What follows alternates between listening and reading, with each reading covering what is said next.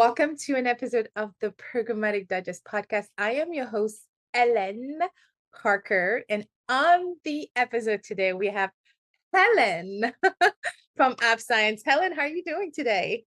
I'm doing great. How are you?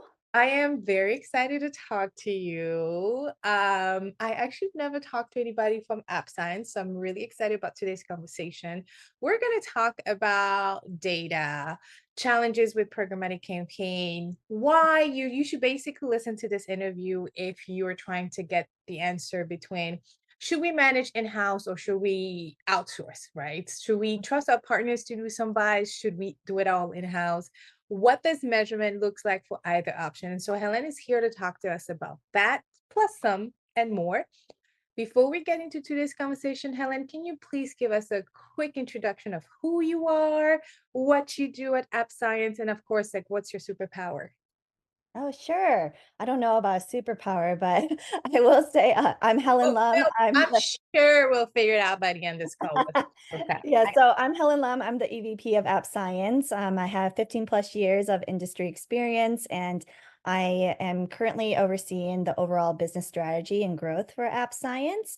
And App Science is a minority-owned company, and we are the leading source for powering activation of diverse audiences at the device level through Oh, our proprietary household graph of 55 million. So we really provide data analytics using our AI-powered analytics to generate insights into human behaviors and culturally diverse audiences. got it. And so if I had to place you on the Lumascape, do you hate that question? Can I ask that question? You Because can ask it. you're like, I hate the Lumascape. I'm like, no one in this industry, first of all, if you're listening or watching this, hello, but nobody really adores the Lumascape, but it is pretty helpful and insightful at times. So if I had to place you in the Lumascape, where would you be exactly? Data partners, DSP, where would you be? Yeah, so I would definitely have us more on the data and also the Okay. measurement side. Uh-huh. Our data is exclusively currently offered through Sabio for their managed and programmatic campaigns, but when it Copy. comes to our measurement, it's offered to everyone. Okay, got it. So let's hop into that measurement question, right? Because it's a very hot topic. So we're recording this late August. It's probably gonna get live in the next month. So let's say mid-September it'll be going live. And Google announced that they're not gonna deprecate for real. I don't know. There's a lot of things happening in the industry in terms of like trends. So just so you know, most of our audiences are traders, ad ops, people that are working in the campaign and DSP, direct partnership with those SSPs on both sides, sell sides or buy sides. But we also have a lot of like decision makers. And so for either of them, what is one thing maybe you want to clarify, demystify in terms of the third-party measurement solution for their campaigns today? Understanding that the landscape is constantly shaping, but it's important to do this one thing right now, and this is what you would recommend maybe. Yeah, I think why it's so important to have a third party measurement solution, even for like programmatic campaigns, is that you just want to make sure that you have impartial results and transparency, and to really help you verify the audiences that you're reaching and gain new insights as well to inform your future targeting and where you could be optimizing better or seeing more savings or efficiencies. So with us, like yes, there are talks about like cookies going away and certain measurement not being available, but that doesn't really impact App Science specifically. We never really relied on cookies at all. Mhm. So the way that we actually measure our audiences is through our graph that is device first, and that's focused on apps as well. So with us, you are still able to measure across all these different platforms and all these different partners Mhm. to give you better insights into the audiences that you're reaching. So just so I can recap, so you're recommending to really understand fully how the partnership can, I mean, how the partners can provide some level of control and like tracking of those audiences. Right. Um, so elaborate a little bit more, like elaborate on the whole. First of all, can we just agree on the measurement definition? Because sometimes the word measurement is used as currency interchangeably, and sometimes currency is used as something else. And so, for all of our junior level listeners, like, can you give us your, Helen's definition in terms of like, this is how you want to understand measurement and why? No, well, we understand why, but why? Mhm. Yeah, I think there's different levels of measurement, right? Like there is currency, but currency really applies more to the linear TV space. Okay. Um, so when it comes to just measurement in general, it's just really providing you additional insights and analytics that you can actually activate on. So like you are basically trying to capture all the data that you can across all your campaigns and Mm, then finding ways to get insights from that and also finding ways to activate on it as well. So that's kind of how I see measurement. yeah. It's not specifically just towards currency because there's so many different metrics that people provide measurement for. Currency is one of them. You could have measurement just for purchase of sale too, or just for brand lift studies. So there's different types of measurement. It just kind of depends on what it is more important for your clients and what measurement partners to use for that. Yeah, and on that topic of measurement, right? And then we'll lead into exactly how does AppSign does, but on this topic of measurement, give me one second because I lost my train of thoughts here. Mm, what was I going to ask? Such a good question. Oh well, it's gone. So on the topic of how app science can what app science can do and how they can measure, um, is there is there a more favorable platform to be plugged in, right? Because you mentioned like, oh, app science, you should be looking at us like your data and measurement partner. And so Mhm. a trader works in DV360 versus the Trade Desk versus Adelphic versus AdLib, you name it. Is there a platform where, oh, we are able to plug in anywhere and this is how easy and why you should consider, or even something like, most DSPs offer their own internal DMPs. Is that something we can literally go look for, like app science segments here and there? I know it was three question in one, but Yeah, I'll try to answer as much as you're possible, but welcome. let me know if I missed something. So, first, when it comes to where you can apply app science, so we are certified across 50 plus different platforms and partners today. Nice. Some of them include some of these larger partners like a Samsung, a LG, to name a few. And from a programmatic standpoint, we are certified on other platforms that are programmatic too. So, like we are certified on Trade Desk. Mhm. You can measure us across even some of your other programmatic platforms like Stack Adept, or even say you want to measure it on Google. What Mhm. we typically recommend is that if we aren't already certified with them, what we recommend is that you introduce us to whoever your contact is so that we can actually go through that certification process. It's Right. super easy. We simply just provide you an impression pixel, very much like how you would with a double verify or integral ad science pixel, and you would place it on your media campaign and you simply run 1,000 impressions. And then from there, we determine that everything's being passed back correctly and that you have less than 10% discrepancy in order to measure with us. So that's a fairly simple process in order to measure across your platforms and partners. And typically it does help when it comes to being that person or the trader itself asking Mhm. from the client's behalf to say like, "Hey, we really wanna use App Science. We would love to get them certified," and then we can pretty much move that along fairly quickly. Got it, got it. Yeah. And in terms of scalability, do you even get that question? Like, oh, how scalable is it? Because what I Mhm, heard you said was, oh, we're not cookie dependent. We are device based. We're down to that signal. We're mhm. able to be compatible with most DSPs. So based on how scalable this data is that a question that even appears or come up? Because this is a question I have to address almost every other day when the word cookieless is mentioned and how I don't know, UID 2.0 is a good solution, but maybe not, maybe has a lack of scale. We need more scales there, and we know what programmatic does is big data. Is that a question you answer, and how do you answer that question from your clients asking? Yeah, so when it comes to scale, I would say that we do have that scale and representation. So the way that we actually built our household graph is actually combining over 280 million mobile devices to 110 million CTV devices.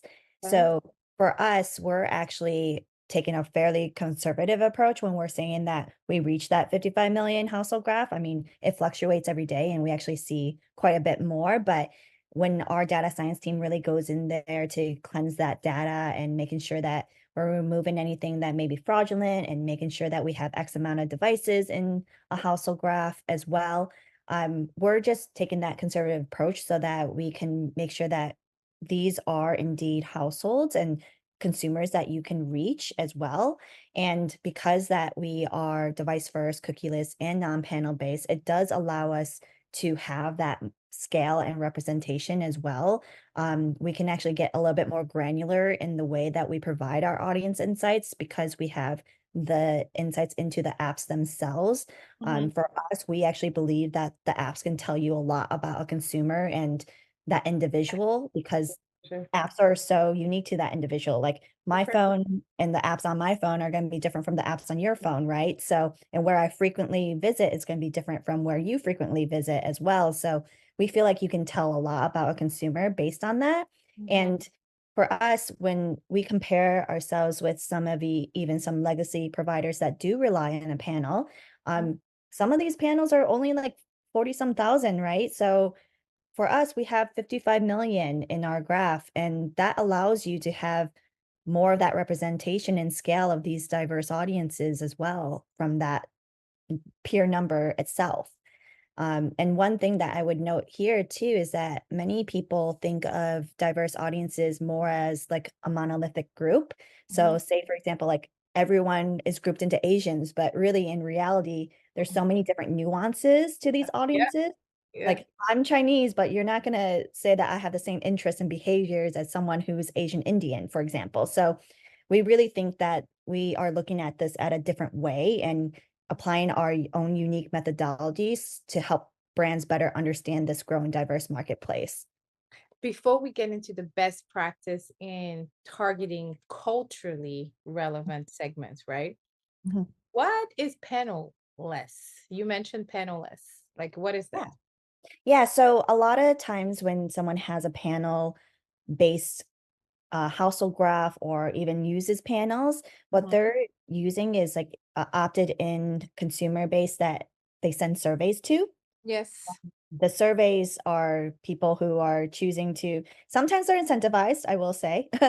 So sometimes people are incentivized to take those surveys and then or they are just taking those surveys when they get them and then they're just like typing it in. But I think what we know is I don't know if you are the same, but sometimes when I've taken surveys and I just want to get to my end website or whatever it may be, I don't always answer it correctly either because I just want to get past it. So I think that's why sometimes there are some concerns when it comes to the validity of the results from the panels themselves, but panels are really just like a group of consumers that they've got opt-in for that they collected that allows them to send surveys to. Mhm. So panel is definitely survey based Yes. from somebody taking the survey on their mobile phone. That's how you track back the So ID. sometimes it's from the mobile device, but so for example, I know some people send surveys either through email or they can send it via the Right. actual physical mail as well. So you can get like a piece of paper that you physically have to fill out and then mail back. So there's different ways in which people are collecting the survey responses. Oh wow, wow, wow, wow, wow. And is that can we use the word extrapolate here with the survey data? such as like, oh, if most people that take it in this area have selected or fall into these type of behavior, we can extrapolate that most of these people. Yeah, I think that's what a lot of these companies are doing. They're just taking the results and then they're extrapolating it and putting some modeling against it and making some assumptions based on it for a larger scale. So I think that's what a lot of these companies that do have the panels, what they're doing. Am I crazy to think that this is a concept that is not a new concept that Right. been It's been borrowed around for a long time. been borrowed from traditional TV and traditional mailing forever. That's what they do.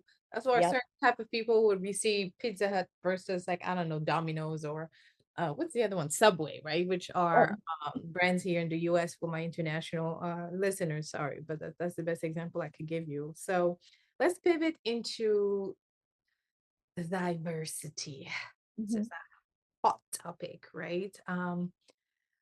How important, what are some best practices? Because very often I always lend to the conversation that one's identity should not be an exclusion.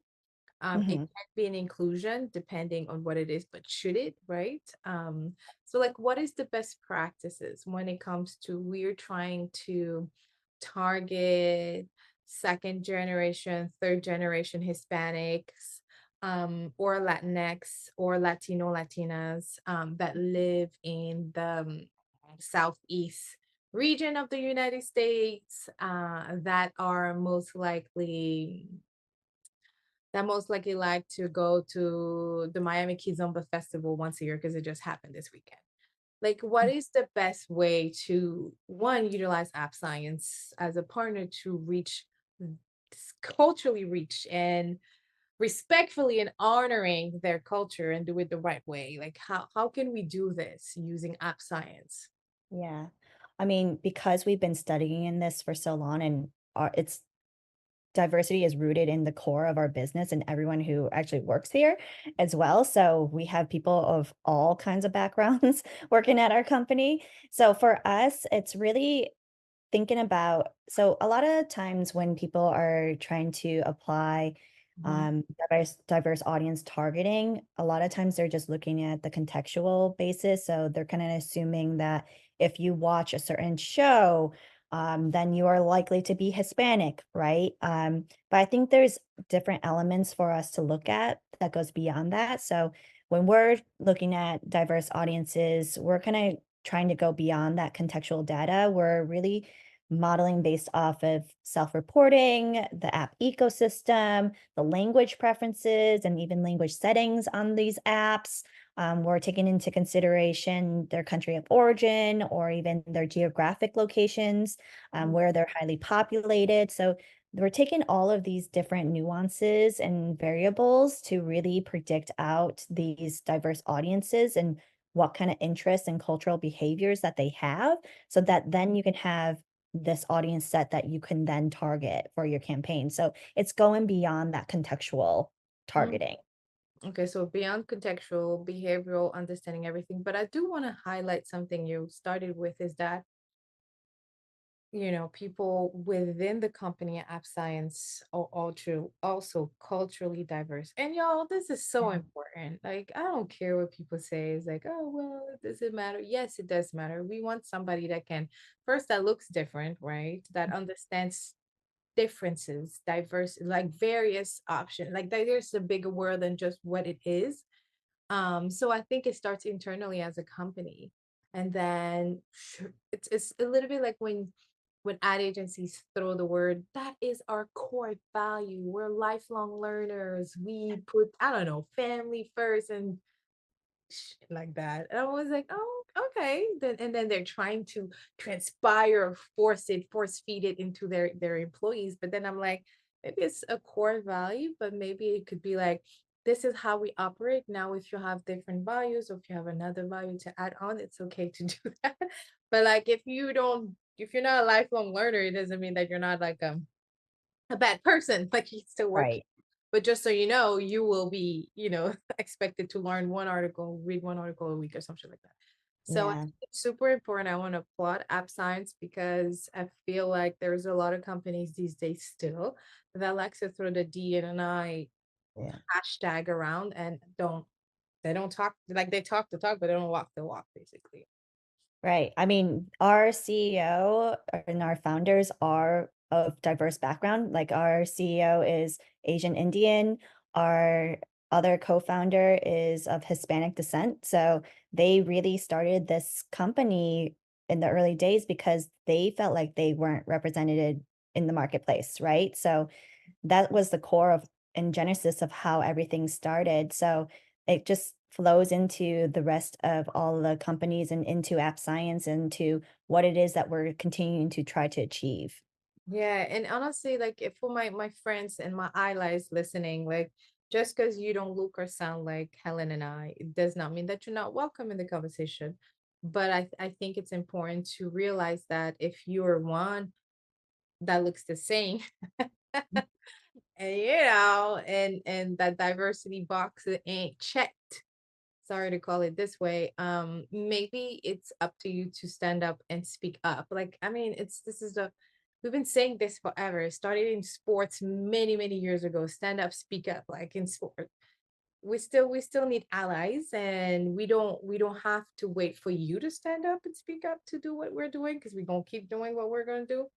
But ultimately, like, it's up to all of us to understand that this is still an issue, it's a challenge, but here are some solution. And if app science is making it easy for me uh, to to target diverse base audiences, then app science it is. You know, Right. especially when I can go back to a client with data such as, well, we understand that 12% are Asian Indians that live in the US and that are maybe multi-generational household. Those type of insights are very important for a brand to understand how to continue marketing to those people. Like, it's very Yeah. the way I have conversation with, my grandma is different than anything else. So that's the whole point of targeting, and the whole point of this conversation in terms of like who to partner with. And very often on the podcast, and I'll continue with the next question, but very Mhm. often on the podcast, I'm always telling people, like, when you're talking about SPO, supply path optimization from the buy side, you no longer need to target everybody and their mamas and pops. You just need a handful of partners to answer all of or as many questions as possible. You test them, and then you assess if this partner is good for this or that. And if Mhm. they're not good, reach out to them and say, "What's up? What's up, App Science? Why did this didn't perform?" And it's up to App Science team to respond and say, "Well, here's what we would have recommended. Here's why this may have happened, but we can help with this, right?" And then that's how you form a long-term partnership for the brands that we're supposed to, you know, um, grow. And so it's time for us to be less reactive and more proactive. And I want to credit Aisha White for coming up with those terms. Is that SPO is very much reactive, like waiting until the campaign is running, pulling your site report or your supply vendor report and seeing which one performed best, and then only targeting them. That's reactive. What I am referring to as being proactive is like, get a hold of Helen and her team now, understand specific top three you want to reach out to us for these three things, and then test them. Be proactive and grow this partnership. And if it doesn't work, ask why. And if it does work, tell them that it worked too, because it would be nice to receive those type of feedback. Yeah, absolutely. Give We some work with a action lot of quickly. different, clients who we have that kind of relationship with, and they're constantly giving us feedback of, like, what would be helpful for them to further understand, to help them further measure as well, and we've been able to adjust and customize, even certain measurement solutions for them as well. Yeah, and it's all about customization. I mean, if you are over here thinking cookie-less, signal laws, I don't know who that, like, this is your time to reach out. And sometimes it's as easy as reaching out, like sending a DM on LinkedIn. Helen's information will be in the show notes of the YouTube video, and I mean on the podcast and the YouTube video description. It'll be in all of our social media, so you can't really miss it. but like it's up to you to reach out to somebody on her team or to her, and she can point you out to the right person, right? Because customization is what we want. But at the same time, what does customization mean if it has to only be reactive? Like, you know what I mean? So you have to understand how to be proactive and start at the beginning. So I know we're almost at time. So I want to wrap up with this last question because I do want your perspective on when to go in-house and when to go not in-house. When to outsource. For instance, what I wanted to have your perspective on is like, can you give us two pros and two cons maybe on programmatic campaign in-house versus a managed campaign? Like Yeah, so when to do absolutely. either and why not? Yeah.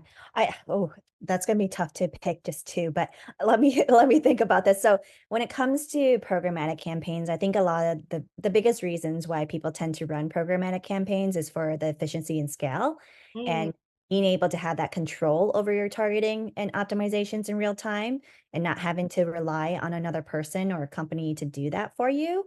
mhm, When it comes to managed campaigns, you're still able to get efficiency and scale in other ways, I feel like.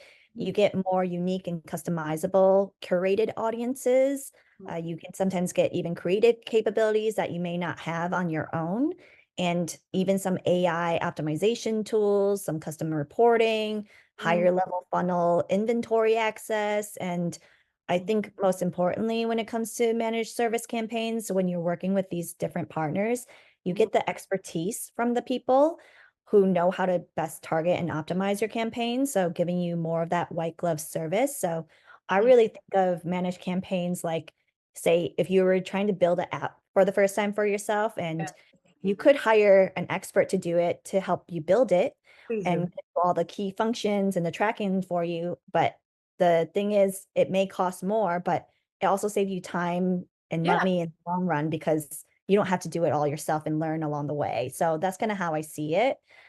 If you were to look at the cons, I think some of the challenges are that you're really depending on your own level of expertise. Mm, It does require a good understanding of how the technology works, and it yeah. can be a steep learning curve for some people who are just starting out on how that technology works.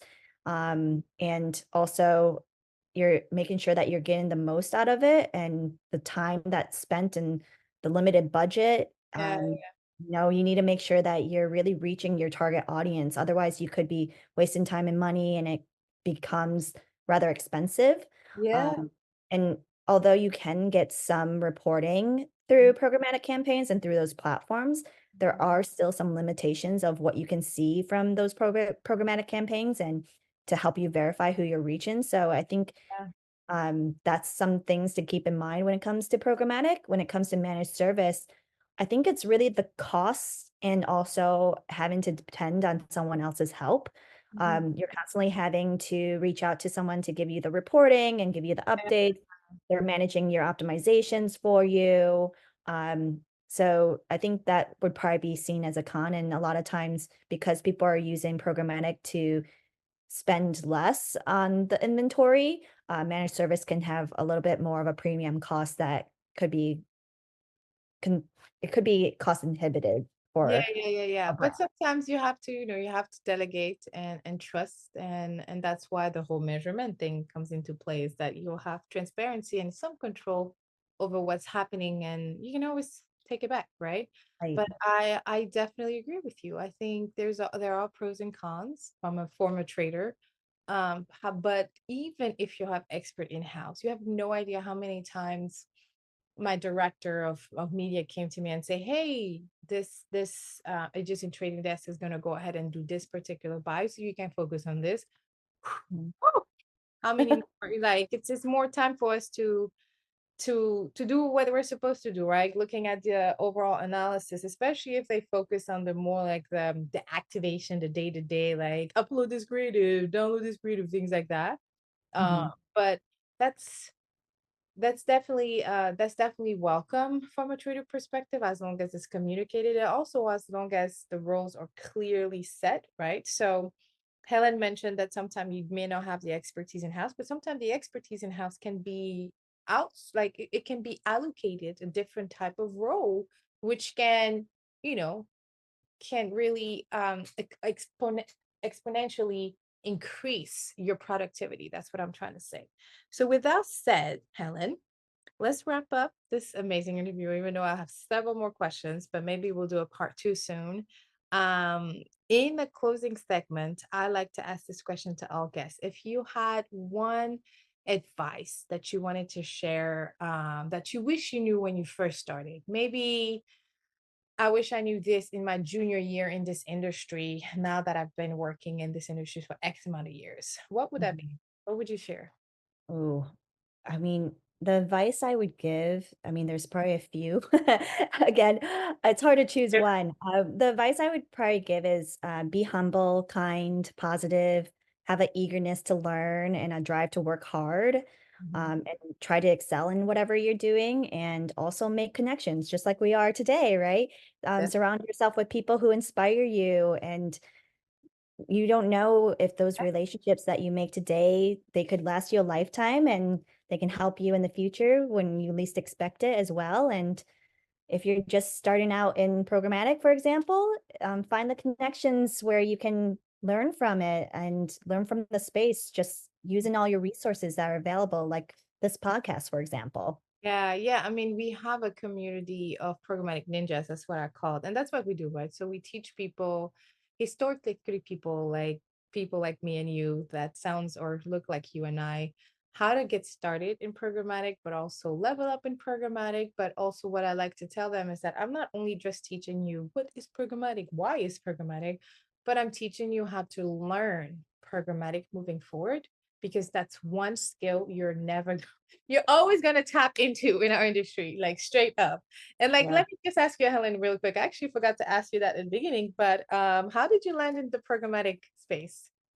Yeah, we actually did this a few years ago. We actually were just starting off. Programmatic was kind of just starting off way back when, and um, we started off doing managed campaigns, and then eventually we made the decision as a company to go into programmatic. And that's when we really started off, and then we started off just in mobile, it's evolved into CTV, and then now it's evolved into managing the measurement for programmatic campaigns as well, so it's kinda evolved over the years, but I kinda started with the business needs, like, everyone was shifting towards programmatic brands, some people were bringing, their advertising in-house as well and doing programmatic in-house, so it was just a nature and a trend that we were seeing in the industry, so that's kind of why we made that decision. Yeah, and you pivoted. So you have to pivot into, I mean, I'm not saying chase the new thing, but like pivot into what makes the most sense. And that was it. And that's almost accidental. Like most people that started in this industry have started accidental, and I'm one of them. And Mm. so constantly staying educated is very important, but also finding your peers, finding your best friends that you get to really grow with, but tap into resources and help other people. That's super important. So I really appreciate your wisdom. Thank you so, so much for dropping Thank you. by. If anybody had a question about app science, about you, about mentorship, maybe with you, how can they reach out to you? You can definitely reach out to me via LinkedIn, or you can even email me directly at helen@appscience.inc. Perfect. And I'll have all of Helen's information in the show notes again in the description of the video on YouTube. And you can always catch us on LinkedIn or anywhere else. So thank you so much for listening today. And thank you, Helen, for dropping by. Thank you.